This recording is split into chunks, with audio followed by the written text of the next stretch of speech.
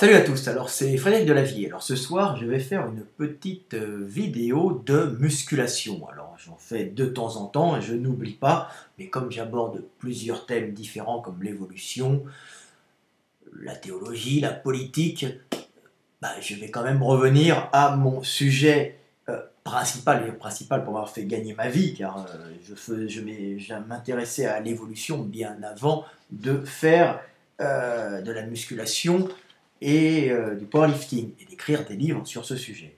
Donc je vais faire une petite vidéo de musculation et de musculation pour les dorsaux et je vais parler des tractions barres fixes. Hein, je ne vais pas parler forcément des machines, mais je vais expliquer alors là comment cibler ces dorsaux à la barre fixe. Et je ne vais pas parler compétition, je ne vais pas parler performance, j'en ai déjà parlé dans des vidéos précédentes, mais je vais faire une petite vidéo de rappel pour vous expliquer comment bien cibler telle ou telle partie du muscle grand dorsal. Alors le muscle grand dorsal, on va vous le montrer, hein, parce que les gens qui ne connaissent pas forcément, hein, c'est cette grande chape de muscle que nous avons derrière. Alors c'est un dessin que j'ai fait ici, en livre, voilà, je vous montre. Hein. Voilà, alors le grand dorsal, c'est ce muscle ici, hein, ce grand muscle qui est dans le dos et qui vient s'accrocher sur le fascia lombaire, hein, vous voyez, et qui vient s'accrocher, ce fascia venant s'accrocher sur l'os iliaque, hein, sur les crêtes de l'os iliaque. Donc c'est un muscle qui est très grand, qui vient s'accrocher donc sur le bassin, sur le fascia lombaire, et qui vient se raccrocher sous les bras, donc il permet de descendre le bras, c'est le grand dorsal, et quand on fait des tractions de barre fixe, hein, on s'agrippe à la barre, et là, par la contraction des grands dorsaux, hein, les bras sont projetés en arrière et le buste vient s'élever jusqu'à ce que vous touchiez la poitrine ou le menton selon ce que vous voulez faire. Hein, bien sûr, ce n'est pas le seul muscle qui intervient dans les tractions barres fixes. Hein. Il y a aussi les biceps, tous les muscles fléchisseurs de l'avant-bras qui interviennent, ainsi que des petits muscles centraux du dos qui permettent de rapprocher les omoplates, donc de rapprocher ce que nous voyons ici, hein, ces os que nous avons derrière, hein, et il y a aussi des muscles qui rapprochent les omoplates. Donc les grands dorsaux aussi vont rapprocher les omoplates, mais d'une façon indirecte en tirant les humérus vers l'arrière. Hein. Mais il y a aussi, parce que eux, les grands dorsaux s'accrochent ici, hein, à cet endroit-là, hein, par ici, voilà, et ils viennent, donc ils sont ici, et ils viennent s'accrocher ici, ils passent comme ça, ils viennent s'accrocher ici, hein, ici par l'intérieur d'un fascia lombaire et jusque sur la crête iliaque. Hein.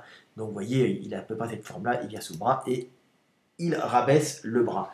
Donc je vais vous expliquer un peu comment cibler les grands dorsaux, hein, comment cibler l'extérieur ou l'intérieur en fonction de votre technique, de votre prise de main et de la façon dont vous allez placer les coudes. Donc, si vous voulez cibler l'extérieur des grands dorsaux, donc avoir cette impression d'aile, hein, dans le dos, vous sortez les épaules comme ça, vous avez de face, hein, les grands dorsaux qui apparaissent sous les bras, qui donnent une belle allure. Hein. Les gens aiment bien marcher comme ça, on voit les bodybuilders dans la rue qui marchent les bras écartés, hein, comme s'ils ne pouvaient pas resserrer les bras, parce qu'ils auraient tellement de muscles qu'ils sont obligés de marcher les bras écartés. Souvent, ils en rajoutent un peu, ce sont souvent les jeunes qui font de la muscu et qui aiment sentir leur corps et leurs muscles gonflés par le travail, par l'exercice. Donc ces jeunesses se passent et après on arrête de marcher de cette façon. Mais souvent les jeunes bodybuilders le font. Donc je vais vous montrer un peu. Donc pour travailler l'externe des grands dorsaux, il faut faire de la barre fixe. Hein. Il faut faire de la barre fixe. Je montre un peu sur le bouquin.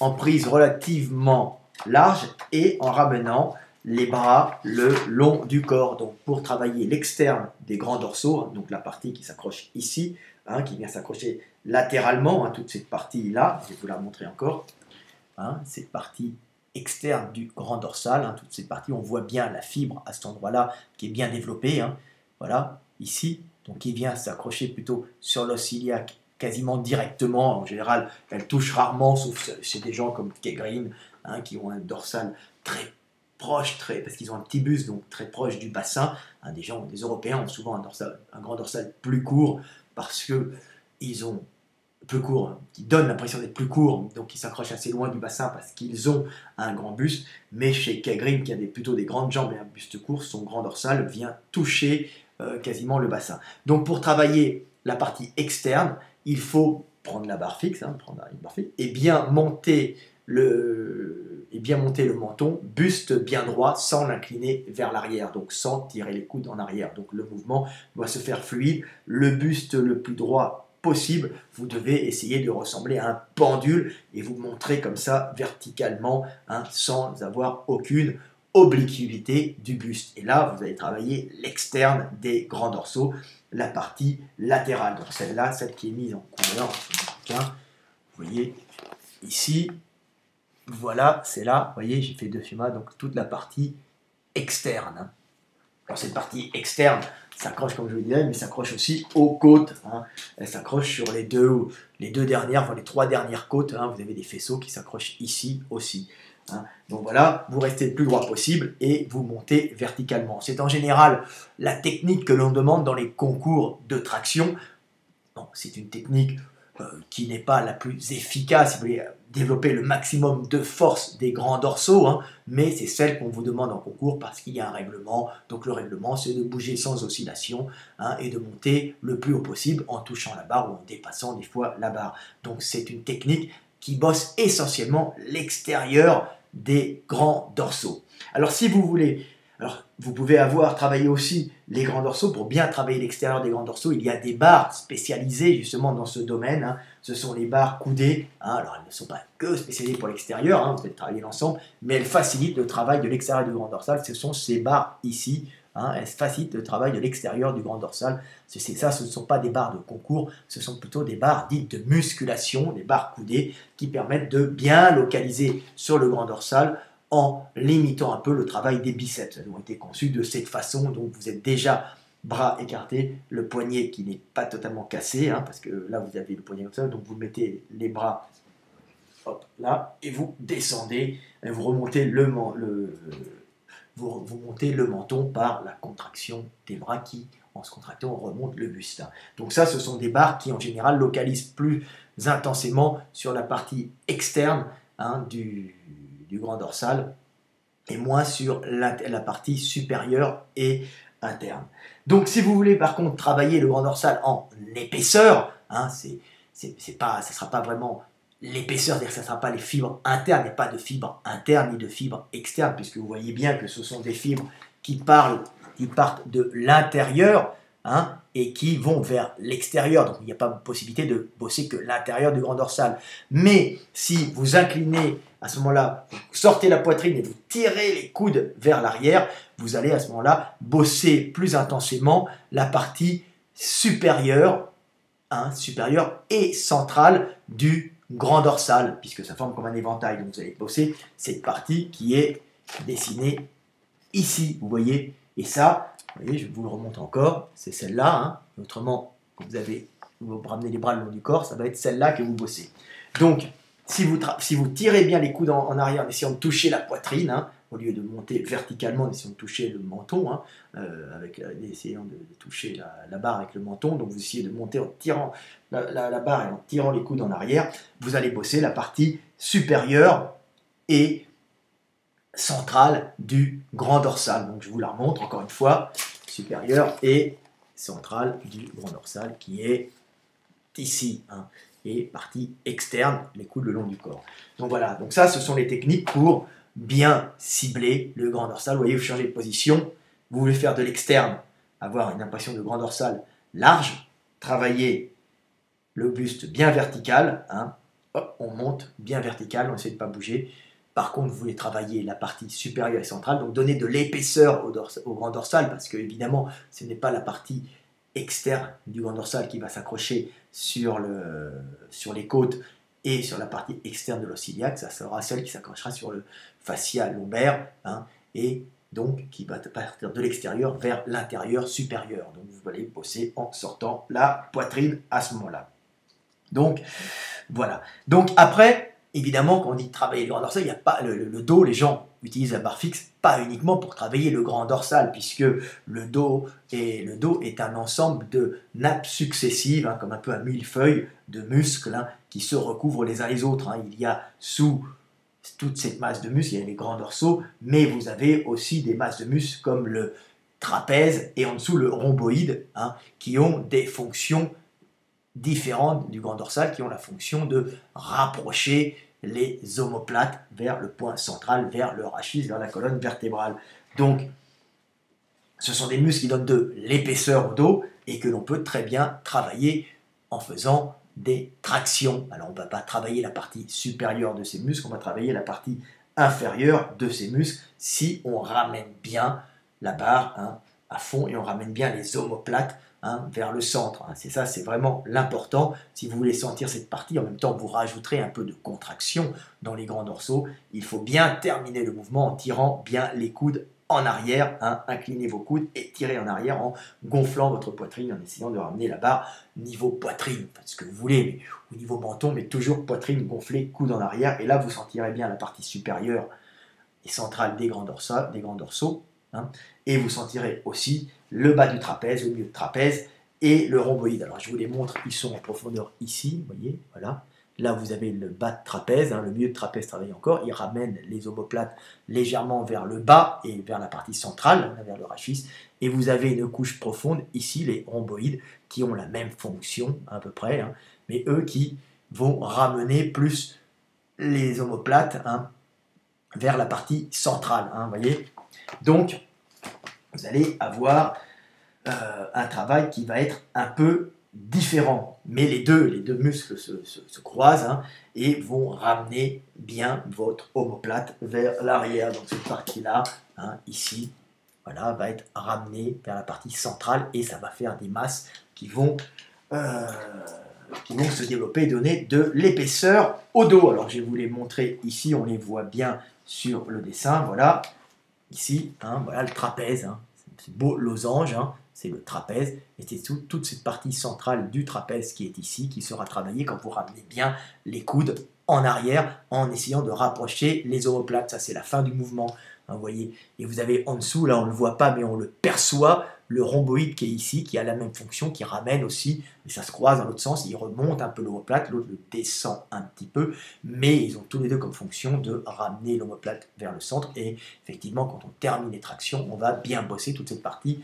inférieure, hein, tous ces fixateurs, ce qu'on appelle des fixateurs d'omoplate. Hein, voilà, ça, ce sont les muscles qu'on travaille aux tractions barre fixe quand on termine bien le mouvement. Hein. N'hésitez pas à bien terminer le mouvement, c'est très important pour travailler ces muscles-là. Alors, il y a beaucoup de gens qui ont des problèmes justement pour renforcer ces muscles-là. Alors, on rencontre deux cas différents. Alors, le cas, moi, Fred Delavier, vous voyez, je ne suis pas très large d'épaule, j'ai un gros trapèze, hein, hop, ça va, je pousse lourd au soulevé de terre, je tire lourd au soulevé de terre, mais je n'ai pas de largeur, de clavicule beaucoup, donc j'ai les omoplates qui sont relativement resserrées, donc je n'ai pas de problème pour resserrer ces omoplates, puisqu'à la base, ils sont déjà resserrés. Par contre, je vais avoir du mal à muscler mon milieu de dos, parce que j'ai juste des petits muscles. Alors, vous avez le cas inverse, des gens qui ont de larges clavicules, ici, hein, voilà, des larges clavicules, ce qui fait que les omoplates sont en général très espacées, et que ces gens vont avoir souvent une faiblesse en traction, ils ne vont pas réussir à monter totalement la barre jusqu'en haut, parce qu'ils vont avoir pas le dorsal faible, ils vont avoir les muscles qui rapprochent les omoplates faibles, ils vont avoir un trop grand balancement d'omoplates, ils vont tout le temps rester décollés, et ça peut poser des problèmes. Alors pour ces gens-là, il est bon de bien penser à terminer les tractions barre fixe, hein, toujours penser à bien terminer le mouvement, hein, parce que vous avez plus de problèmes qu'un mec court d'épaule, hein, donc il faut bien penser à tirer à la fin pour travailler toute cette épaisseur de dos, hein, mais par contre vous avez une épaisseur de dos que vous pourrez développer même si vous avez une faiblesse au début, car vous avez la possibilité de mouvoir vos omoplates, alors que des gars peu larges d'épaule vont avoir peu de mobilité d'omoplate, hein, pas de problème pour ramener la barre, pas de faiblesse réelle de ces muscles-là, mais ces muscles-là vont peu se développer car ils créent peu de mouvements sur les omoplates à cause de la faible largeur de clavicule. Hein. Bon, ça c'est un peu technique, je parle pour les profs, Mais voilà un peu les différences de morphologie qui influent sur l'entraînement. Donc quand vous êtes large d'épaule, pensez à bien terminer le mouvement pour bien épaissir le dos. Alors pas les dorsaux, mais pour bien épaissir cette partie centrale. Donc les tractions barres fixes travaillent beaucoup de muscles, bien sûr. Donc travaillent les grands dorsaux, les rhomboïdes et la partie inférieure et moyenne des trapèzes.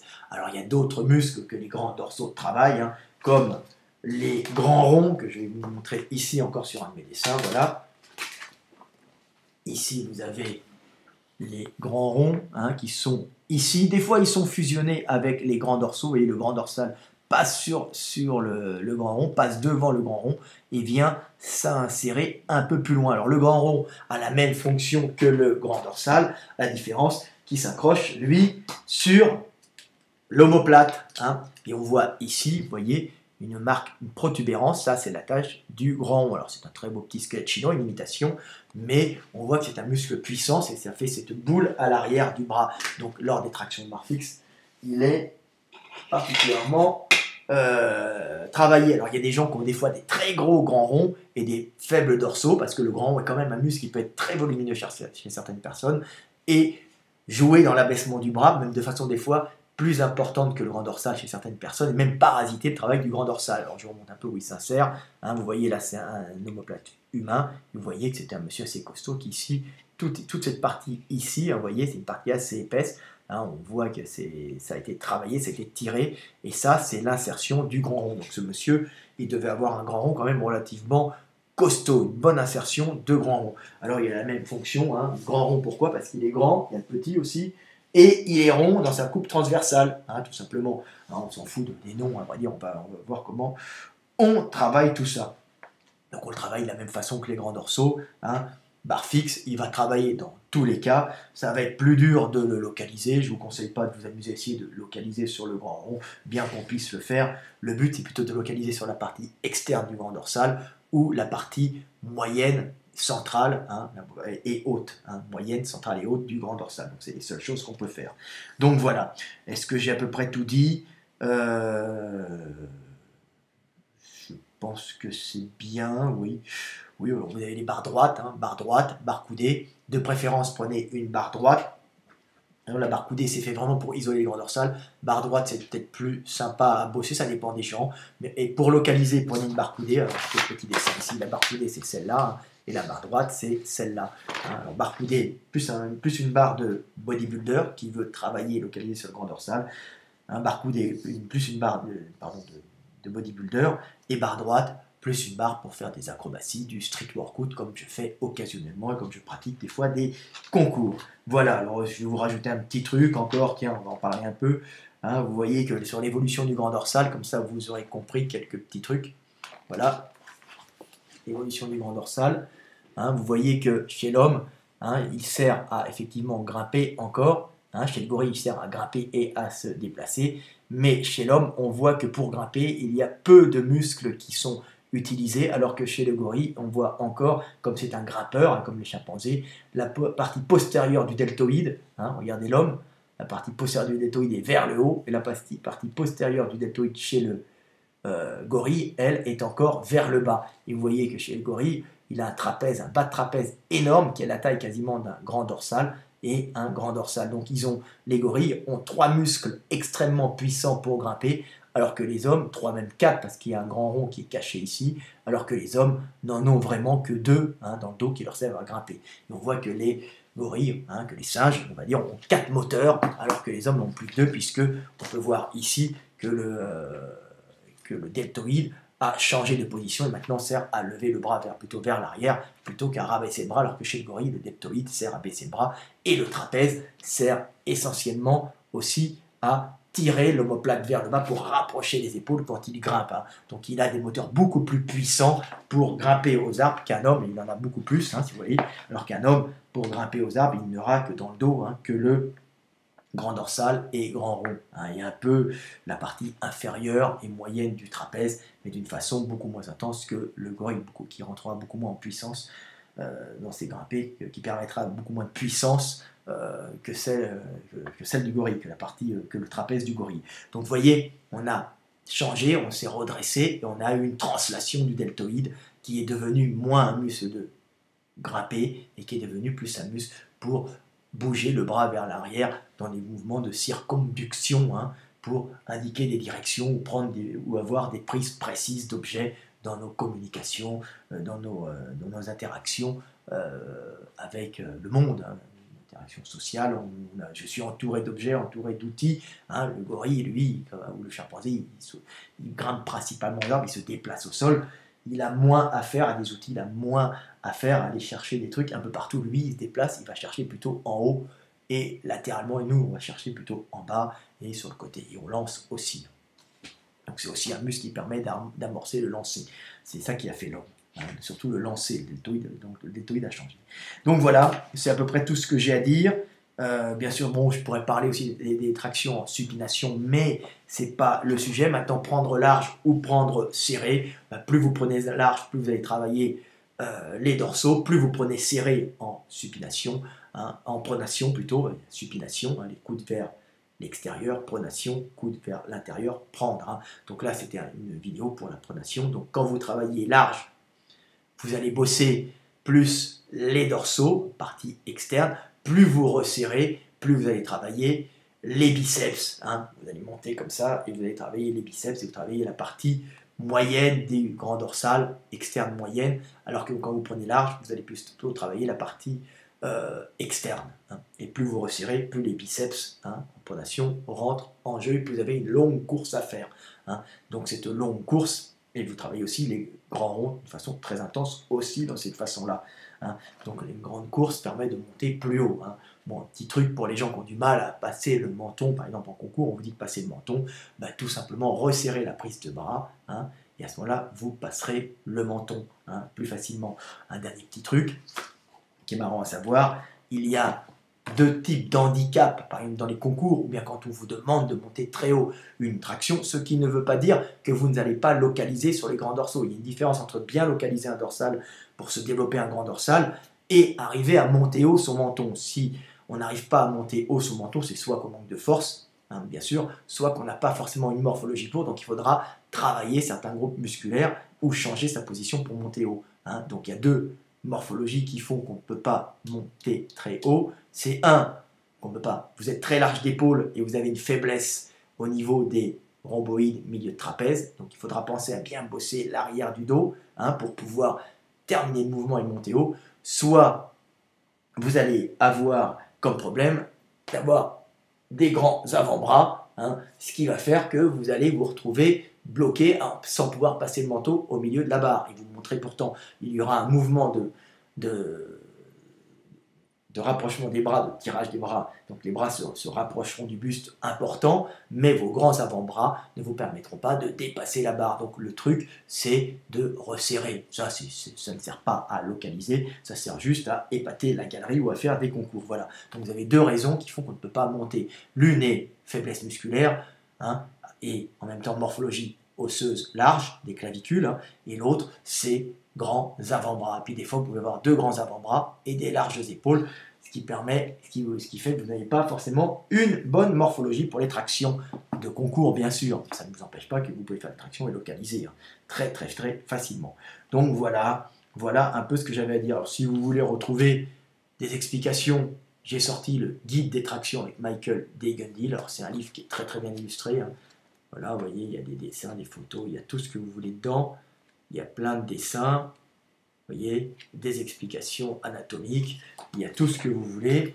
C'est pour faire des concours, c'est pour les bodybuilders aussi, c'est pour les gens qui passent leurs examens de policiers ou leurs examens de militaires, souvent. Hein. Il y a beaucoup d'examens qui mettent des tractions dedans, donc on l'a fait un peu pour ça. Hein. C'est une part de marché, bien sûr. Hein. Donc on gagne notre vie avec les livres, bien sûr. Hein. Et beaucoup de belles illustrations. Voilà. Vous avez tout ce que vous voulez dans ce bouquin. Hein. Beaucoup, alors toutes les variantes, tous les exercices sont là. Hein. Les exercices techniques. Vous avez, voilà, on a même les pathologies. Hein. Je vais vous les montrer. On traite un peu de tout. Je les cherche, voilà. Voilà, on a les pathologies, on a les blessures, les pathologies, on parle de tout. Voilà. Pathologie, les blessures. Voilà. Alors, tiens, justement, j'ai oublié, sur les blessures, hein, quand vous faites des tractions barre fixe, si vous voulez éviter les blessures, hein, évitez bien sûr de trop tendre au démarrage. Vous risquez de, vous faire une inflammation du tendon du biceps. Hein. 2, vous risquez, si vous êtes bien tendu, de pincer votre supra-épineux entre sous la voûte acromio-coracoïde. Hein. Là, il y a une voûte. Hein. Ici, il y a un ligament. Et là, vous avez le supraépineux qui vient s'insérer ici. Hein. Ici, c'est un espèce de steak, un steak qui s'insère. Ici, on voit la place qui passe ici. Vous voyez un trou. Et il vient ici s'accrocher sur l'humérus et il amorce le mouvement. Mais quand le bras est tendu, vous voyez qu'il peut être coincé. Hein, il y a une voûte ostéofibreuse. Hein, ce n'est pas l'acromioclaviculaire, hein, comme disait Rudy Koya. Ça n'a rien à voir. C'est une voûte qui part de l'acromion et qui vient s'accrocher sur l'apophyse coracoïde qui est ici. Hein, l'acromioclaviculaire, c'est un autre problème. Hein, il s'est trompé, mais ça peut arriver. Il est jeune. Donc, vous voyez, et ici, vous avez une voûte ostéofibreuse, et cette voûte ostéofibreuse, quand vous tendez les bras comme ça,